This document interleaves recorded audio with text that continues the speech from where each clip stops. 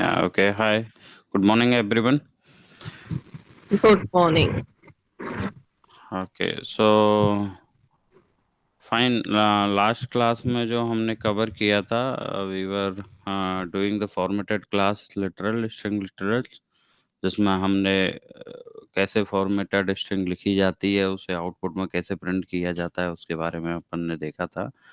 इसमें रिप्रेजेंटेशन और str APIs के बारे में देखा था। हमने पता लगाया था कि कॉलन लगाने के बाद हम कितना स्पेस इसके लिए किसी भी फॉर्मेटेड स्ट्रिंग को प्रिंट कराने के लिए हमें देना चाहिए, वो हम दे सकते हैं। ये एक्सक्लेमेशन मार्क, एश, आर इनका भी यूज कर रहे थे, इक्वल टू को यूज कर रहे थे किन्हीं भी वैल्यूज को इक्वल टू के थ्रू दिखाने के लिए। str.format API है, इसके थ्रू भी हम रिप्लेस कर सकते हैं वेरिएबल्स को उनकी वैल्यूज के साथ। इसके अलावा हमने आर्क पार्सर के बारे में देखा था। हमने देखा था कि आर्क पार्सर से जितने भी कमांड लाइन आर्गुमेंट्स होते हैं जो किसी स्क्रिप्ट में दिए जाते हैं, उनको हम बहुत अच्छे तरीके से कैसे हैंडल कर सकते हैं, इसके लिए एक लाइब्रेरी बना रखी है पाइथन ने। आर्क पार्सर लाइब्रेरी के लिए सोर्स कोड भी हमने देखा था। If you will go to this page, मैंने लास्ट क्लास में बताया था कि इस पेज को कैसे एक्सेस किया जाता है। यहाँ सोर्स कोड है इसका, और आप जब इसके सोर्स कोड में जाओगे तो आपको आर्क पार्सर लाइब्रेरी का पूरा कोड मिल जाएगा जो पाइथन ने लिख रखा है। ओके, सो ओके, आज की क्लास में हम मेनली स्ट्रिंग फॉर्मेशन के रिलेटेड जो भी इनपुट आउटपुट है, इसके रिलेटेड जो टॉपिक बचे हुए हैं उनको देखेंगे एक बार, और इसके अलावा क्वेश्चन आंसर देखेंगे। फिर अगली क्लास में हम आर्गुमेंट पार्सर की बची हुई सारी की सारी एपीआई क्लासेस उनके बारे में कवर करेंगे और आर्गुमेंट पार्सर को एंड करेंगे। ठीक है कि नहीं?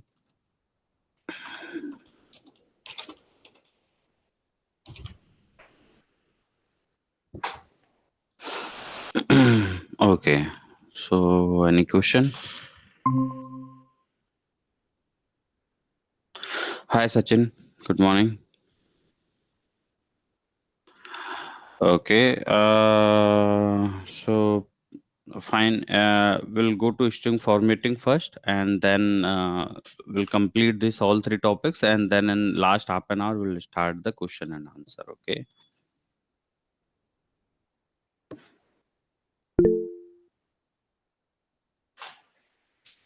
ओके, यहाँ तक कल हम देख चुके थे कि अगर किसी भी इस तरीके से रेंज को भी प्रिंट कराना है आपको, और फॉर्मेटेड फॉर्मेट में फॉर्मेटेड के रूप में इसको सही तरीके से आपको प्रिंट कराना है, तो उसके लिए हम क्या कर रहे थे, यहाँ पे 2D 3D 4D इस तरीके से दे रहे थे। इसका मतलब ये है कि जो जीरोथ नंबर का आर्ग्यूमेंट है फॉर्मेट एपीआई के अंदर जो आपने लिखा है, उस जीरोथ नंबर आर्ग्यूमेंट को यहाँ प्रिंट करना है और इसको 2 डिजिट की स्पेस देनी है।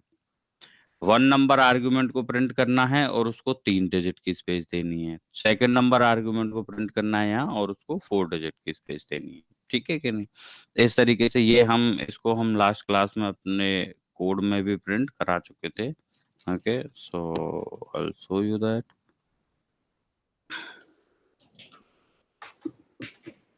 ठीक है कि नहीं? हमने यहाँ पे प्रिंट किया था, और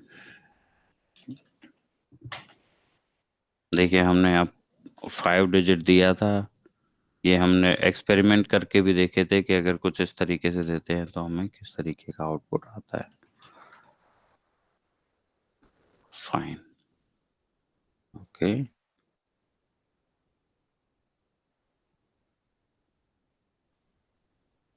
Sorry, it should be 2 digit, then it should be 3 digit, and it should be 4 digit.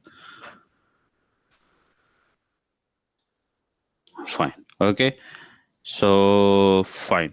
अभी हमारा अगला टॉपिक है मैनुअल स्ट्रिंग फॉर्मेटिंग। ओके, तो हमने str.format के थ्रू जो सारा सब कुछ किया था, अगर मैनुअल स्ट्रिंग में अगर उन सब चीजों को किए करना पड़े तो how we will handle it. तो ये सारा का सब सब ये चीजें अब हम देखने वाले हैं। तो देखिए, कोई भी मैनुअल स्ट्रिंग में अगर हमें इस तरीके से डिजिट को फाइनलाइज करना है कि कितना डिजिट वो लेफ्ट शिफ्ट करें, कितना डिजिट राइट शिफ्ट करें, इनके लिए ये एपीआई बनी हुई है। आर जस्ट करके एपीआई बनी हुई है जो ये बताती है कि अगर आपने आर जस्ट के अंदर कुछ आर्गुमेंट पास किया है तो वो उतने ही डिजिट का राइट में उनके लिए स्पेस दे देता है। ठीक है कि नहीं। और यहाँ पे जैसे हमने क्या है कि x इंटू एक्स किया, उसको रिप्रेजेंटेशन में चेंज किया तो वो स्ट्रिंग फॉर्मेट में आ गया। और स्ट्रिंग पर हमने डॉट लगा करके एपीआई कॉल की, आर जस्ट की, और यहाँ पे बता दिया कि 3 डिजिट इसके लिए हमें रखने हैं। ठीक है कि नहीं। और यहाँ देखिए, अगर आप देखोगे तो x इंटू एक्स के लिए हमने 4 डिजिट के लिए हार्ड जस्ट लगा दिया है। तो अगर आपको मैनुअल स्ट्रिंग फॉर्मेटिंग की कभी जरूरत पड़ जाए तो आप आरजस्ट के थ्रू, एपीआई के थ्रू कर सकते हैं। और अगर आपको फॉर्मेटेड, फैंसी फॉर्मेटेड का अगर आप यूज कर रहे हो तो वहां पर डायरेक्टली आप कॉलन लगा करके 2D 3D 4D इस तरीके से लिख सकते हैं, तो वो उतने डिजिट के लिए स्पेस आपके लिए ब्लॉक कर देता है। आर जस्ट के अलावा ये राइट में शिफ्ट करने के अलावा एल जस्ट भी होता है जो लेफ्ट में शिफ्ट करता है, और एक सेंटर भी होता है इसमें जो कि चीजों को सेंटर में लेके आता है। ठीक है कि नहीं। तो ये आप होमवर्क में लिख सकते हो। हम आर जस्ट का एक बार देख लेते हैं किस तरीके से यूज करते हैं आर जस्ट को। ओके।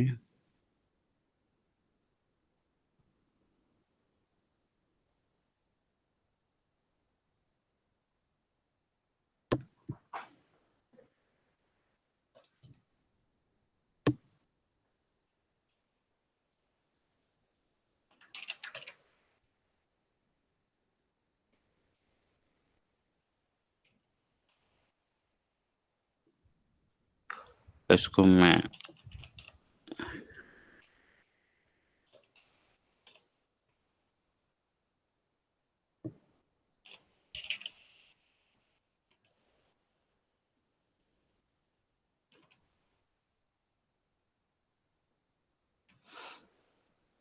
तो यहाँ हमने आर जस्ट में 2 का प्रयोग किया है और वही सेम मैं यहाँ पे यूज कर रहा हूँ। ठीक है कि नहीं। ओके। और एक्स इंटू एक्स को भी प्रिंट करा लेते हैं अपन।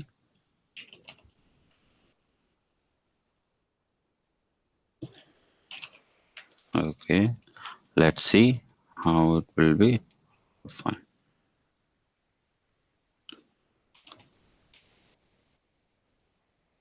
तो आप देखें वो उस तरीके से यहाँ पर प्रिंट कर रहा है, सेम वे वो जैसे पहले प्रिंट कर रहा था वैसे ही हमने आर जस्ट के थ्रू भी प्रिंट करा दिया उसको, है ना। अगर आप यहाँ पर एल जस्ट यूज करोगे then we will see that ljust से क्या होता है।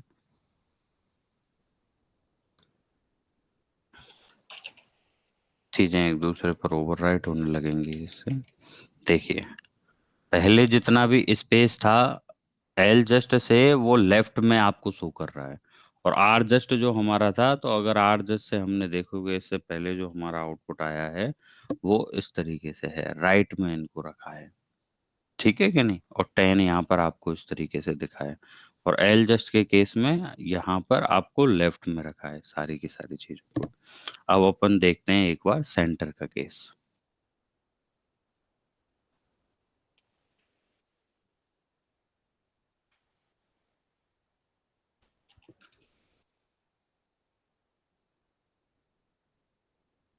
अगर आप यहाँ सेंटर का केस देखेंगे तो देखिए ये जो चीजें हैं, यहाँ 3 डिजिट है। 3 डिजिट का सेंटर है ये, बिल्कुल जी वंथ वाली जो जीरो, अगर मैं यहाँ से लूँ जीरो इंडेक्स के साथ, तो 0 1 2 या सेकंड जो डिजिट है वो आपकी बिल्कुल मिडिल है। तो आपके 1 4 9 है, ये बिल्कुल मिडिल में इसने यहाँ प्रिंट किए हैं। That's called centre. तो इस तरीके से ये मैनुअल स्ट्रिंग फॉर्मेटिंग के लिए भी एपीआई अवेलेबल हैं, एल जस्ट, आर जस्ट और सेंटर। आप उनका यूज कर सकते हैं। एक और एपीआई है जिसे कहते हैं आप जेड फिल। जेड फिल क्या होती है? Zero fill. जीरो फिल का मतलब मैं बता देता हूँ आपको। जीरो फिल का मतलब क्या है कि यहाँ पर हमने,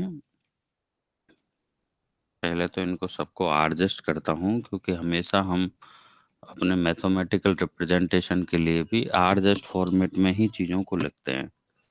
तो okay, so here we go.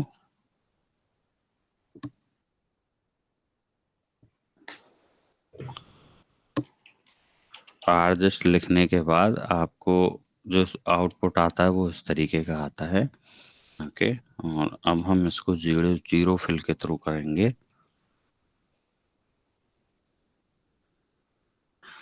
Zero fill you जैसे किया जाता है, जेड फिल। और 5, अगर आपने 5 दे दिया, इसका मतलब उतनी स्पेस रखेगा वो, उतने स्पेस को ब्लॉक कर देगा इस नंबर के लिए, इस स्ट्रिंग के लिए। और इसकी जो भी, जितने में स्ट्रिंग है उतना में स्ट्रिंग लिखेगा, और इसके अलावा जितने भी स्पेसेस होंगे उन सब में जीरो से फिल कर देगा। ठीक है कि नहीं? तो will do that. Zfill 2, zfill 3।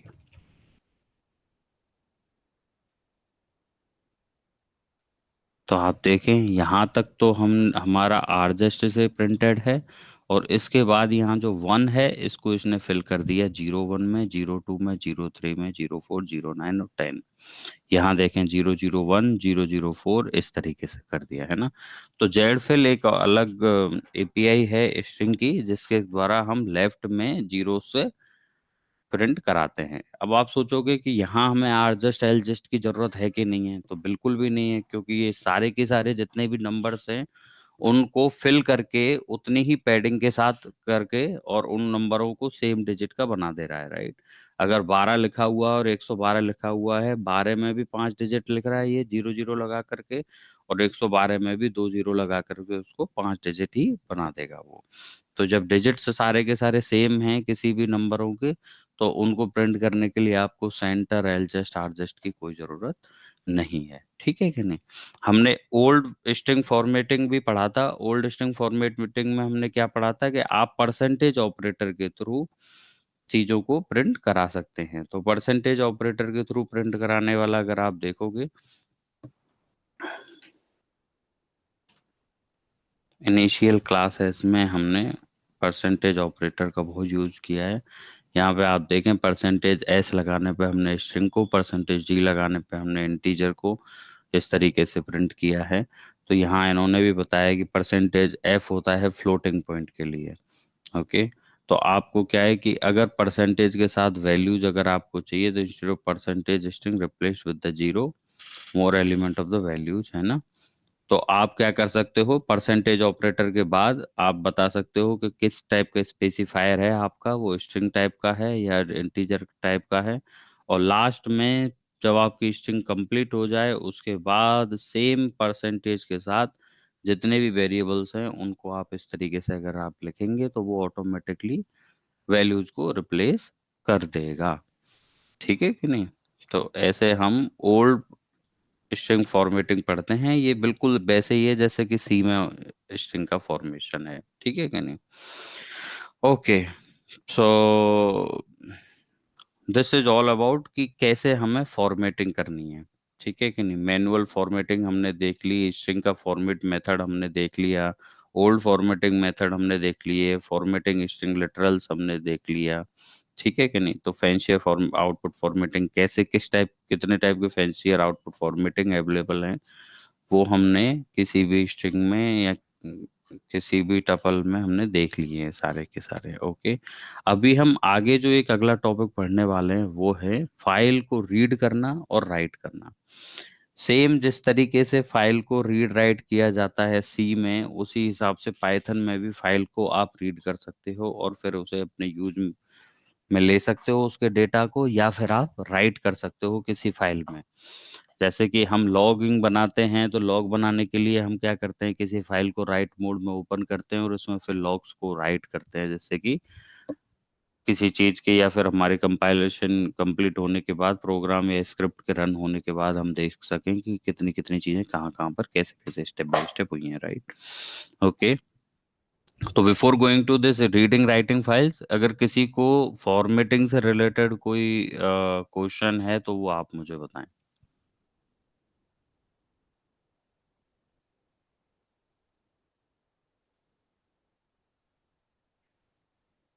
Okay. So if there is no more question, then we'll start. Mm, yes. REPR का जो यूज था भैया, वो हाँ हाँ। किस बेसिस पे हम कर रहे हैं, मतलब तो जैसे हमने नॉर्मली अगर हम प्रिंट यूज कर रहे हैं हम्म। तो उसमें और इसमें क्या डिफरेंस जाएगा? ओके, देखिए आर ई पी आर को मैंने पहले बताया था एक बार आपको लास्ट क्लास में, इस एपीआई को मैं दोबारा से इसको आपको बताता हूँ।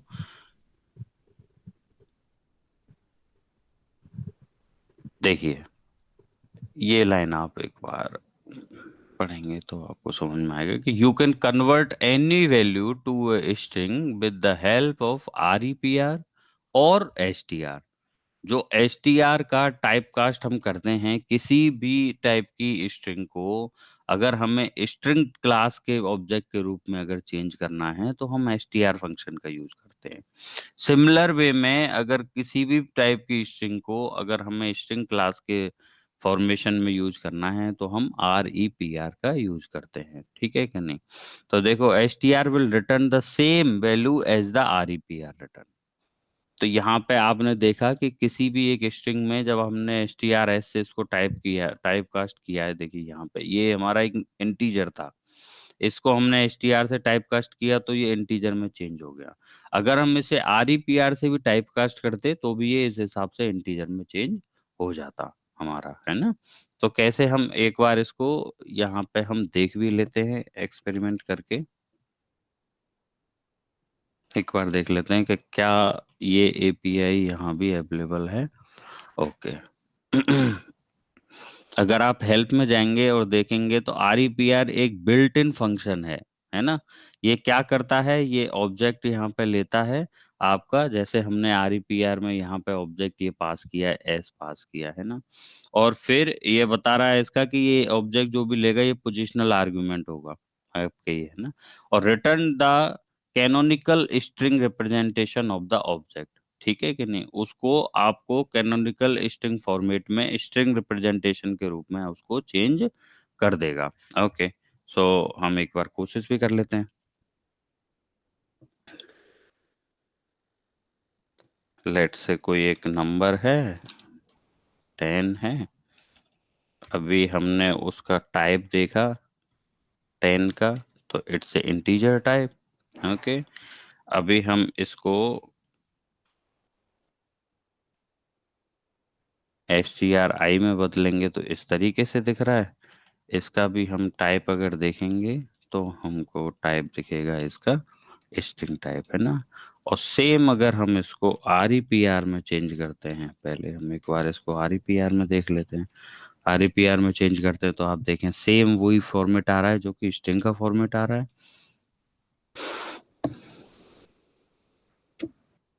Okay, sorry.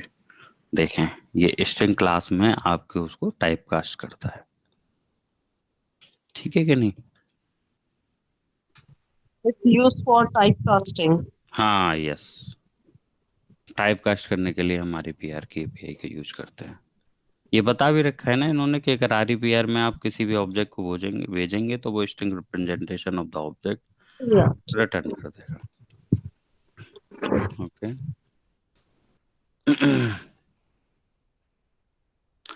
देखिए, मेरी आप सब लोगों को ये सजेशन है कि जितनी भी चीजें मैं यहाँ पे पढ़ाता हूँ ना, इनको आप जा करके सेम tutorial.pdf मैंने आप सब लोगों के लिए दे रखा है, ठीक है कि नहीं। इनको जा करके एक एक लाइन को इनको जरूर पढ़ें आप। इनको पढ़ने के बाद ही आपके दिमाग में पहले तो क्वेश्चंस आएंगे। क्वेश्चन ना आना बिल्कुल गलत है। अगर आपको एक क्वेश्चन नहीं आ रहा है तो इट मीन्स कि आप सब लोगों को बहुत कुछ चीजें समझ में आ रही हैं, जो कि 100% कभी सही होता नहीं है, ठीक है कि नहीं। तो आपको आपको ये चीजें पढ़नी हैं, इक्वल टू स्पेसिफायर और ये सब बहुत सिंपल चीजें हैं, लेकिन इनको दिमाग में याद रखना बहुत जरूरी है। कैसे आपको इसको यूज करना है ये इम्पोर्टेंट नहीं है, लेकिन पाइथन में इस तरीके की भी चीजें होती हैं, ये आपके दिमाग में होना बहुत जरूरी है, जिससे कि कभी भी आपके सामने कोई रिक्वायरमेंट आती है तो आप क्लिक कर सको कि okay, Python have this equal to facility in the formatting class, right?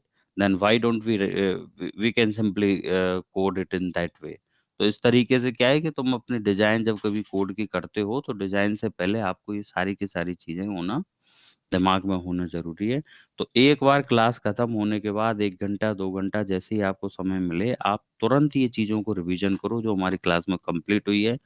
जिन्होंने अब तक ऐसा हुआ है कि कोई क्लास रह गई है तो सारी क्लासें मैं अपलोड कर रहा हूँ, उन क्लासेस को दोबारा एक बार देख लें और फिर उन चीज़ों को एक बार आप गो थ्रू करें। आप आगे का मशीन लर्निंग का, डीप लर्निंग का और जैसा भी कोर्स पाइथन में कर रहे हो, उस सारे के सारे कोर्स के लिए ये बेसिक चीज़ें बहुत ज़रूरी हैं। If you are not familiar with these basic things, obviously you will going to fight with those courses, whatever it will be in the advanced Python. ठीक है कि नहीं? और फिर एडवांस पाइथन में जाकर के उनको सीख, आप एडवांस पाइथन की क्लासेस कर रहे हो, उनको सीखने की कोशिश कर रहे हो, और बेसिक पाइथन की रिलेटेड चीजों में आप अगर फाइट कर रहे हो, देन कैसे आप उन चीजों को सीख पाओगे एडवांस पाइथन की? तो इसलिए बेसिक को कंप्लीट करने के लिए आपको एक एक चीजों को, एक एक लेक्चर को अगर कोई नहीं देखा है आपने, या फिर आप नहीं उसको कंप्लीट कर पाए प्रॉपरली, तो आप उन्हें जाएं एक बार देख लें, फास्ट मोड में जाएं, फट फट फट फट चीजों को देखें, उसके बाद एक बार रिवीजन करें प्रॉपरली, दिमाग में सेट करें कि कैसे आर जस्ट यूज होता है, कैसे एल जस्ट यूज होता है। जो कोई भी क्वेश्चन आता है दिमाग में, सिंपली इस हेल्प इंटरप्रेटर हेल्प यूटिलिटी मैंने आपको बताई है, आप वहां जाएं, आप सिंपली आर जस्ट डाल दें, एस टी आर डालो, क्योंकि ये एस टी आर का है, राइट? तो एस टी आर डालोगे तो आपको आर जस्ट भी मिलेगा, यहाँ एल जस्ट भी मिलेगा, सारी की सारी एपीआई मिलेंगी। देखिए ये रहा, आर स्ट्रिप है, ओके, आर जस्ट भी होगा आगे चल के, somewhere it will be there, ये रहा आर जस्ट। ओके, तो सारी की सारी एपीआई के बारे में पढ़िए आप, उनके यूजेज को देखिए, और जेड फिल वेड फिल ऐसी सारी की सारी एपीआई को एक बार आप खुद से यूज टू हुई है इनको करके, यूज करके, और उसके बाद आपको चीजें अच्छे तरीके से दिमाग में सेट हो जाएंगी। ओके, तो अगर हम कोई क्वेश्चन नहीं है, then we will move to the files operation. Files operation में ज्यादा कुछ है नहीं, मैं कुछ कुछ चीजें हैं वो आपको बताने वाला हूँ। देखिए, फाइल्स को ओपन करने के लिए सी में जिस तरीके का कंसेप्ट यूज किया जाता है, पाइथन में भी उस तरीके का ही कंसेप्ट यूज किया जाता है। ओके, फाइल को ओपन करने के लिए हमें मेनली दो चीजों की जरूरत होती है। क्या क्या चीजों की जरूरत होती है? एक तो फाइल नेम की और एक मोड की। If you are not giving any mode, then by default it will take a read mode. Okay, अब ओपन करके एक फंक्शन है, ये फाइल ओपनिंग में आपको हेल्प करता है। पाइथन में ओपन करके फंक्शन है, ये ओपन फंक्शन के थ्रू ही आप फाइल को ओपन कर पाते हो। इसमें फाइल का आप नेम पास करते हो तो ये आपका फाइल का ऑब्जेक्ट रिटर्न कर देता है। ठीक है कि नहीं? कितने आर्गुमेंट आप दे सकते हो उसमें? तो टू पोजिशनल आर्गुमेंट है, वन कीवर्ड आर्गुमेंट है इस ओपन के अंदर। पोजिशनल आर्गुमेंट टू कौन कौन से? फाइल नेम और मोड। और ये कीवर्ड आर्गुमेंट कौन सा है आपका? इनकोडिंग है। इनकोडिंग क्यों जरूरत है? क्योंकि अगर आप इनकोडिंग नहीं पास कर रहे हो यहाँ पे फाइल को ओपन करने के टाइम पे, तो वो प्लेटफॉर्म डिपेंडेंट इनकोडिंग लेकर के चलेगा। जैसा प्लेटफॉर्म डिपेंडेंसी होगी, उसी हिसाब की जो भी प्लेटफॉर्म की डिफॉल्ट इनकोडिंग होगी, उसके आधार पे आपकी फाइल के फॉर्मेट को इनकोड कर देगा, और आपकी फाइल यहाँ पे उसी हिसाब से प्रिंट होने लगेगी। ओके, लेकिन अगर आप इनकोडिंग यहाँ पे पास कर रहे हो, it means it will always follow the UTF-8 for standard. तो अगर आपको चाहिए कि हाँ, मेरी जो फाइल है वो, मेरा जो कोड है वो प्लेटफॉर्म इंडिपेंडेंट होना चाहिए, किसी भी प्लेटफॉर्म पे उसको रन करो, वो जो मैं चाह रहा हूँ उस आउटपुट को दिखाए, तो आपको ये कीवर्ड आर्गुमेंट को जरूर यूज करना है यहाँ पर। ओके, सबसे पहले हम बात कर लेते हैं इसमें। ओके, फाइल नेम सिंपल, आप समझ ही रहे हो कि कोई भी फाइल है उसका नेम होगा, वो फाइल नेम आपको यहाँ पे रखना है।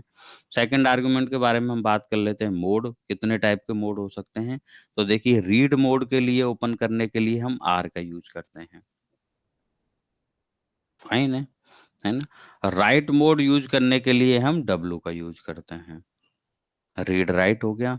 अगर वही रीड बाइट मोड है, बाइनरी, अगर आपको किसी फाइल को ओपन करना है बाइनरी मोड में, जो कि आपको याद हो तो पी एक्सपेक्ट के फॉर्मेट में हमने किया था, तो सिंपली हमको अपेंड कर देना है किसको? बी को। यहाँ पे बाइनरी मोड के लिए बी को हमें अपेंड कर देना है, मतलब RB WB, इस तरीके से।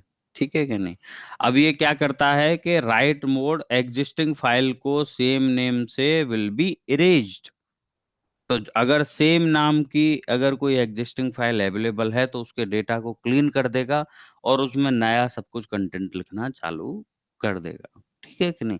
अगर आपकी इस तरीके की रिक्वायरमेंट है तो आपको फाइल ओपन करनी है राइट मोड में। लेकिन अगर आपकी रिक्वायरमेंट ऐसी है कि जो भी एग्जिस्टिंग है डेटा वो भी बना रहे और उसमें हमें अपेंड करना है, तो हमें किसका यूज करना है, ए का यूज करना है अपेंड करने के लिए, ठीक है कि नहीं। अच्छा, एक होता है आर प्लस को हमें यूज करना है रीडिंग और राइटिंग दोनों के काम के लिए। मैंने UTF-8 इनकोडिंग आपको बता दी है, और बाइनरी मोड के लिए मैं आपको बता चुका हूँ कि बी आपको अपेंड करना है, RB, WB, RAB, RB+, WB+, इस तरीके के डिफरेंट डिफरेंट चीजें हैं। ओके, इसके अलावा कुछ कुछ एपीआई और हैं जो मैं आपको बताना चाहता हूँ इसमें, कि देखिए फाइल में डेटा को राइट करने के लिए आपको यूज करनी होती है कौन सी, राइट एपीआई। ओपन एपीआई के बारे में हमको पता लग गया, दूसरी है हमारी राइट एपीआई। फाइल में डेटा यूज राइट करने के लिए आप f.write का यूज करते हो, ठीक है कि नहीं। और फाइल से डेटा रीड करने के लिए आप f.read का यूज करते हो, ठीक है कि नहीं। अगर f.read यूज कर रहे हो आप, तो f.read फाइल में जितना भी कंटेंट है, आप आइदर रीड के अंदर आप एक आर्गुमेंट भी पास कर सकते हो। अगर आप रीड के अंदर मान के चलो कोई आर्गुमेंट पास कर रहे हो, तो वो argument as a size argument होगा। तो अगर उतनी साइज के डेटा को वो रीड करके आपके इस रीड डेटा को रिटर्न कर देगा। और अगर आप कोई आर्गुमेंट पास नहीं कर रहे हो, तो बाय डिफॉल्ट ये एंड ऑफ द फाइल तक जाएगा, और एंड ऑफ द फाइल तक पूरे डेटा को रीड करेगा और आपको रीड डेटा रिटर्न कर देगा, ठीक है कि नहीं। ऐसे f.write करके आप कंटेंट को राइट भी कर सकते हैं। और f.close एक एपीआई होती है जिसके थ्रू आप किसी भी फाइल के ये फाइल पॉइंटर जो है क्लास का ऑब्जेक्ट है, उसको आप क्लोज भी कर सकते हैं।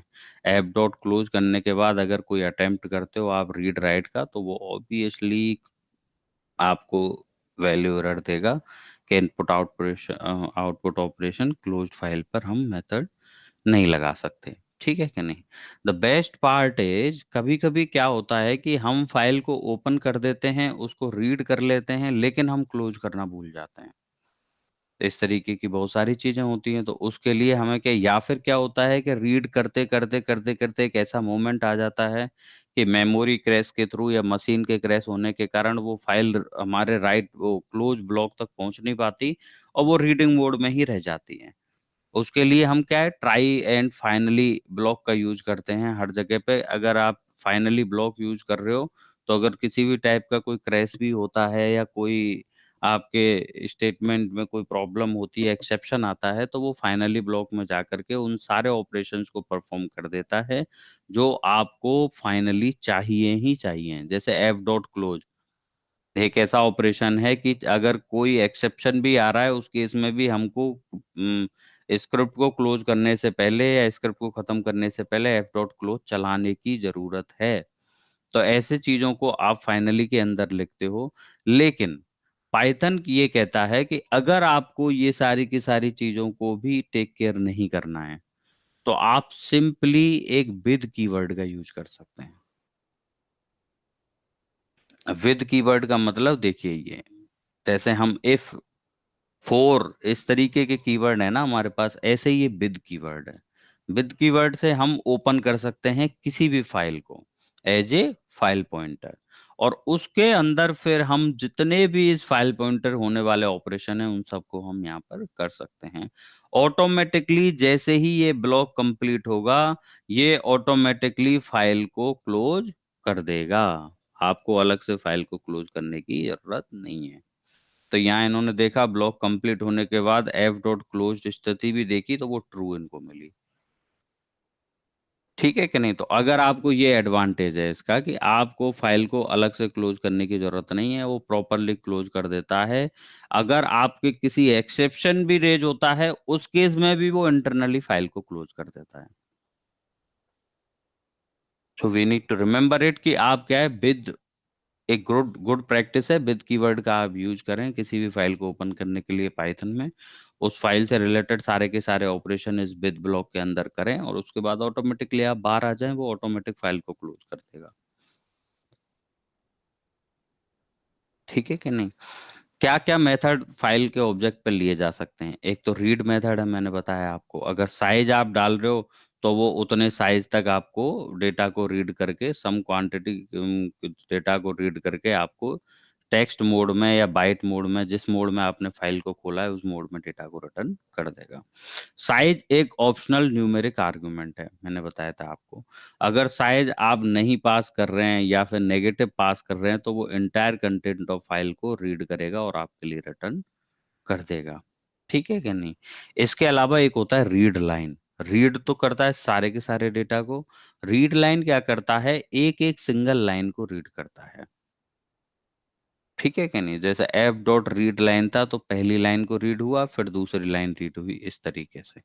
अगर आपकी रिक्वायरमेंट कुछ ऐसी है जिसमें एफ डॉट रीड लाइन के यूज करने की जरूरत है, तो आप simply F dot read line को वहां पे यूज कर सकते हैं। ठीक है कि नहीं? और एफ डॉट रीड लाइन्स अगर आप लिख दोगे ई एस, और उसको अगर एक लिस्ट के फॉर्मेट में आप ले लोगे, तो वो पूरी सारी लाइन को रीड करके एक एक उनका ऑब्जेक्ट बना करके और आपको लिस्ट के फॉर्मेट में रिटर्न कर देता है। सिंपली फाइल पॉइंटर से लाइन बाय लाइन रीड करने के लिए हम फॉर लाइन इन एफ इस तरीके का भी फोर ब्लॉक का यूज कर सकते हैं। ठीक है कि नहीं? देखिए मैं यहाँ बता रहा हूँ आपको, एफ डॉट रीड लाइन्स अगर आप कर रहे हो तो रीड लाइन्स क्या करेगा, आपको लिस्ट के फॉर्मेट में फाइल की एक एक लाइन को आपके लिए रिटर्न कर देगा। तो कुछ इस तरीके से दिखेगी कि लिस्ट ओपन हुई, पहली लाइन दिखी, उसके बाद फिर अगली लाइन का कंटेंट लिस्ट का सेकंड मतलब कि सेकंड पार्ट उसका वो हुआ और फिर उसके बाद लिस्ट बंद हो गई। ठीक है कि नहीं? मैं आपको यहाँ दिखा देता हूँ कि डेटा आपका कुछ ऐसा दिखेगा इस केस में, कॉमा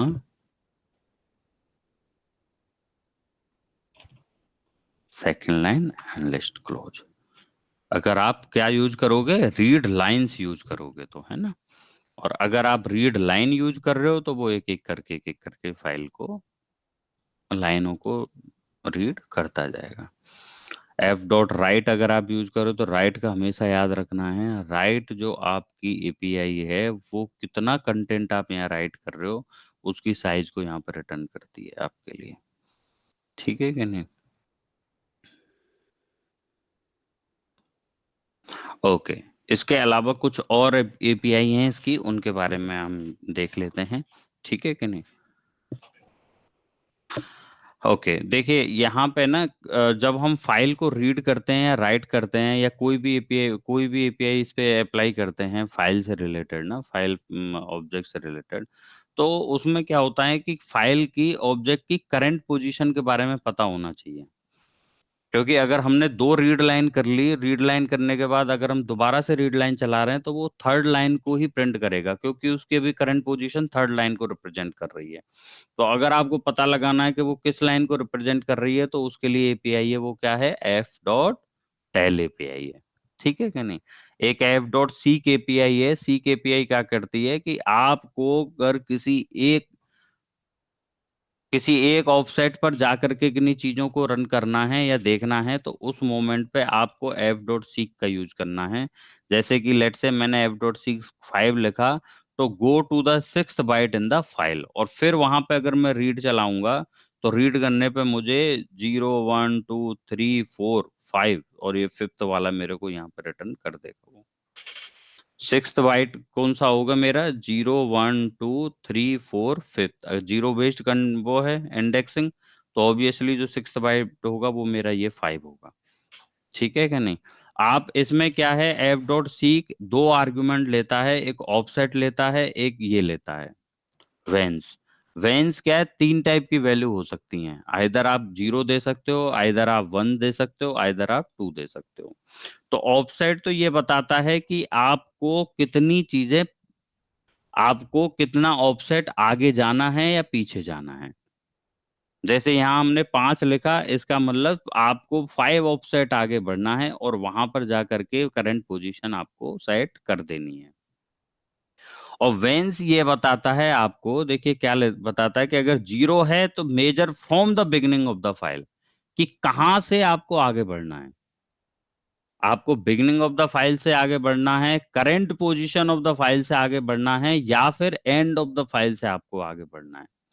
तो जैसे मैंने यहाँ पे लिखा f.c -3 का मतलब है कि आपको 3 स्टेप आगे जाना है, लेकिन क्योंकि माइनस है इसका मतलब 3 स्टेप पीछे जाना है आपको। अगर ये प्लस होता तो यानी 5 स्टेप आगे जाना है, अब -3 है इसका मतलब 3 स्टेप पीछे जाना है। और कहाँ से पीछे जाना है, तो इसने बोला 2 से पीछे जाना है। 2 का मतलब क्या है, एंड ऑफ द फाइल्स के रेफरेंस पॉइंटर से पीछे जाना है। इसका मतलब 0 1 2, ये 3 हमारी लोकेशन, हम पीछे चले गए कहाँ से, पीछे से। ठीक है क्या नहीं। तो अब जब वो प्रिंट करेगा f.read को, तो अभी हमारा जो पोजीशन, करंट पोजीशन रिप्रेजेंट होगी वो किस पे आएगी, ये थर्ड लोकेशन पे डी पे हमारी आ रही है, तो उसने डी को प्रिंट कर दिया। ये चीज आपको याद रखनी है कि सी केपीआई में 2 तरीके के आर्गुमेंट लिए जाते हैं, और ये वेंस का आर्गुमेंट का मतलब अपने आप में क्या है, और कितने टाइप के इसमें 0 1 2 इस तरीके से कितने आप सेंड कर सकते हो, और उनका अपना अपना मीनिंग क्या होता है। ठीक है कि नहीं। अब ये आपके लिए अगर देखिए यहाँ पे आपने बताया है कि एस टेल, टेल मैंने बताया था आपको करंट पोजीशन को बताने के लिए टेल का यूज किया जाता है इसमें एपीआई का, है ना। इसके अलावा एज80 और ट्रंकेट, ये इस तरीके की एपीआई हैं अलग अलग, इनका क्या यूजेज है ये आपको होमवर्क के रूप में मैं दे रहा हूँ। इनके बारे में आप एक बार कोड बनाएं और इनको अच्छे तरीके से आप पढ़ें। अगर कोई दिक्कत होगी तो अपन अगली क्लास में हैं, अगली क्लास में हम इनके बारे में एक बार देख लेंगे और अच्छे तरीके से।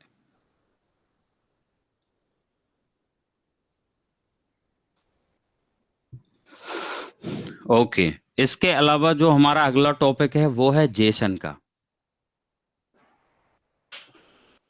अगर कोई स्ट्रक्चर डेटा है उसको जेसन के साथ किस तरीके से सेव किया जाता है, पाइथन उसका भी हमको लाइब्रेरी देता है, जेसन की लाइब्रेरी।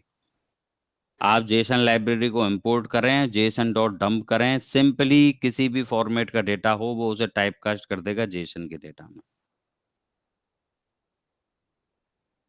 ओके। अगर आपका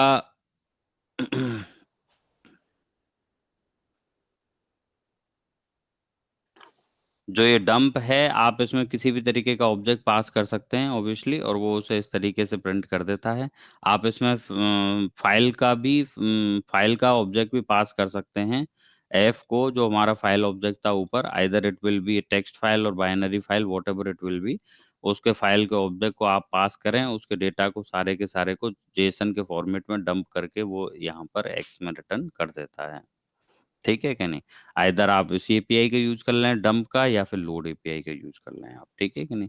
इसमें एक पिकल मेथड भी है जेसन को डेटा को वो करने के लिए, आपको इस पिकल मेथड के बारे में पढ़ना है खुद से, ये एक होमवर्क है।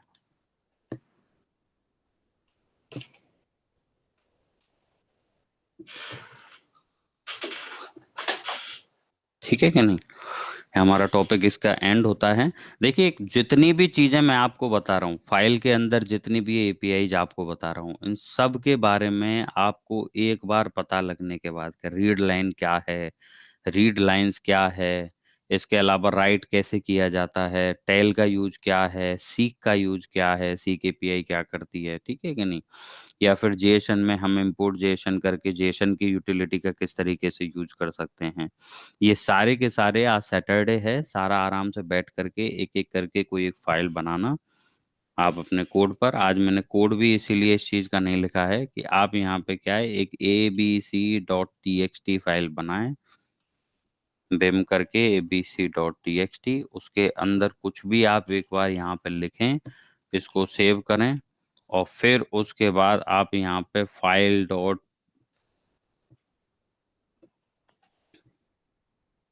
ओपन फाइल डॉट py करके एक नया पाइथन स्क्रिप्ट लिखें, उसमें मेन फंक्शन लिखें। मेन फंक्शन के अंदर आपको कमेंट डालना है, this code we are writing to implement file operations। ठीक है कि नहीं। विद आपको विद एपीआई यूज करने के लिए सजेस्ट करता है पाइथन, तो विद एपीआई यूज करनी है हमको। ओपन करनी है, किसको ओपन करनी है हमको, abc txt फाइल को ओपन करना है। किस मोड में ओपन करना है हमको? रीड मोड में ओपन करना है। और हमारी इनकोडिंग कैसी होनी चाहिए? इनकोडिंग होनी चाहिए हमारी UTF-8 टाइप की इनकोडिंग होनी चाहिए। और हमने बोला है इसको एज ए एफ के फॉर्मेट में आप रीड करें। और रीड अंडरस्कोर डेटा में हमने डाला F dot read lines. Okay, ये जैसे ही हो गया, यहाँ रीड होने के बाद आप प्रिंट कर दीजिए किसको? रीड डेटा को। मैंने बताया था रीड लाइंस आपको लिस्ट रिटर्न करता है, सारी फाइल्स एक एक करके लाइन बाय लाइन लिस्ट में अपेंड करके आपको उन चीज़ों को रिटर्न कर देता है। ठीक है कि नहीं? तो यहाँ आप जाएंगे, एक बार मैं दिखा देता हूँ। विद ऑपरेशन मैंने सेम यूज किया है, ओपन फाइल का नेम इनकोडिंग UTF-8। ठीक है कि नहीं? एज एफ, और फिर हम यहाँ पर रीड लाइन का यूज कर रहे हैं। ठीक है कि नहीं? ओके, इनकोडिंग को मैं स्मॉल UTF-8 ही कर देता हूँ। ओके, यहाँ आप देखें जब आप इसको रन करोगे ओपन फाइल डॉट py को, तो देखिए वो एक लिस्ट के फॉर्मेट में हमारे डेटा को यहाँ पे दिखा रहा है।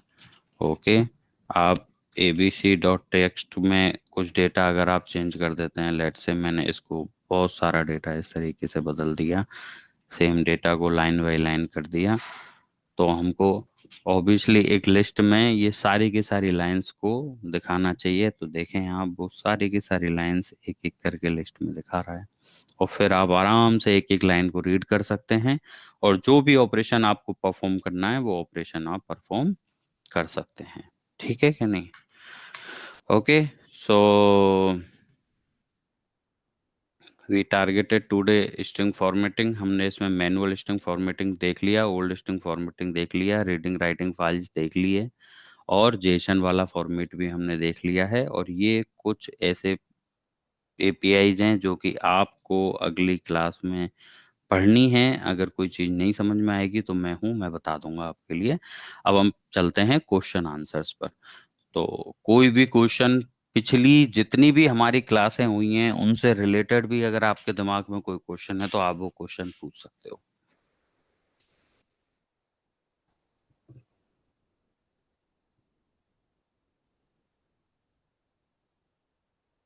सचिन,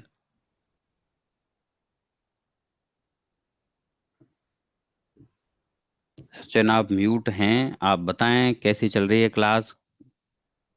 अच्छा, मैसेज। ओके, कोई क्वेश्चन है सचिन?